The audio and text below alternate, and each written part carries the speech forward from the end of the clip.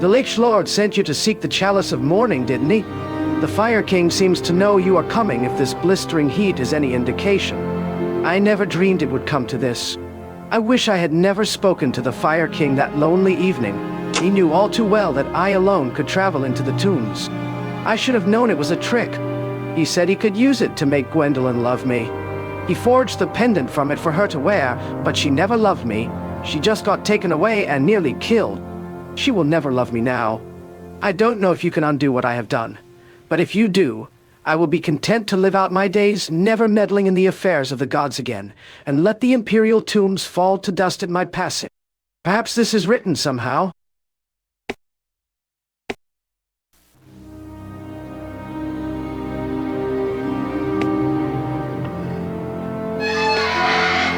You made it out alive. Whatever you did, the Fire King must be terribly mad. It is becoming hotter and drier with every passing moment. The well has all but dried up already, and everyone is gathering to see what we should do. I hope you have good news for us. We could use it.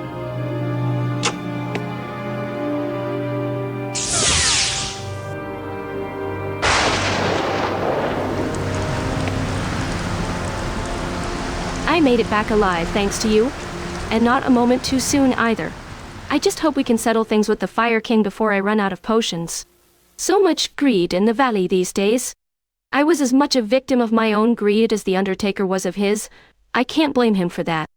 Mayor Gilwyn said you are the only one who can help us now. I saved my biggest vials for you if you need them. It is the least I could do for our savior. Having the well filled means we aren't going to die of thirst. But with the forges of the Fire King blasting night and day, it won't be long before the Krug come calling in numbers we can't hope to stand against. Unless you've got it in you to march up Mount Underforge and talk some sense into the Fire King, you may as well head back to wherever you came from and let us die in peace. Our Undertaker came clean with us, friend.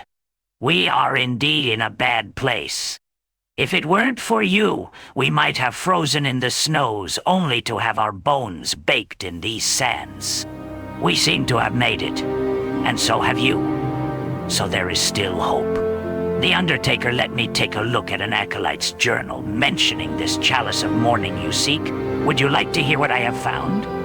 It appears that the Chalice of Mourning was used during the ritual preparation of the Valley of the Dead. Anything placed within the chalice and allowed to rest in the midday sun would be granted temporary binding to the valley. This was apparently used on just about everything there, including the inks of the protective runes, the ashes of his servants, and the perfumes to douse the chambers. But here's where it gets interesting. Once the glyphs had been set, the living could only enter the valley by drinking water prepared in the chalice. The Fire King must have figured all this out and used the chalice to grant passage to his armies to attack the Snow Queen. What the journal doesn't mention, and what I think the Fire King hasn't figured out, is that removing the chalice from the valley has somehow broken the enchantments and allowed the dead to roam free of the valley. If the Fire King is still using it to enchant his armies, he must be bringing it to the surface to prepare the waters when the sun is high. I don't know if that helps you or not, but I found it interesting to say the least. I shouldn't keep you anymore. If Yesterhaven is to survive to be more than a footnote in someone else's tome, you had better get moving. Our prayers are with you always, friend. We're in a bad way now, friend. By the looks of it, the Fire King aims to take this whole valley by force, and without my men, I frankly don't think we stand a chance. They don't want to negotiate, and if the weapons they bear are any indication of what is yet to come, our days are numbered. Lucky for you, we looted some pretty good gear off the last few waves of Krug that came through.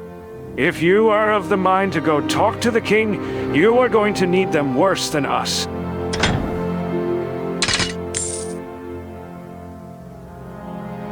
You've said this twice now, friend. I don't think there is anything we can do to repay that. But it looks like after all your hard work and bravery, we've only managed to tip the delicate balance of our land and play it into the hands of the Fire King. The Snow Queen has realized the errors of her ways, but without your help, we have no hope of holding Yesterhaven against the armies of Underforge. Are you willing to fight for us once more, stranger? Perhaps the Fire King can be brought to his senses at the edge of your sword, much as the Snow Queen was. I am sorry I misjudged you, Outlander. I was too absorbed in my study to realize that the Fire King had been scheming against all of us. He has always been possessive, but we used to keep each other in balance. His power now grows unchecked with every passing moment. I will use what little power I have left to keep these good people alive, if you are brave enough to put the Fire King in his place before his greed spills over into the world around us.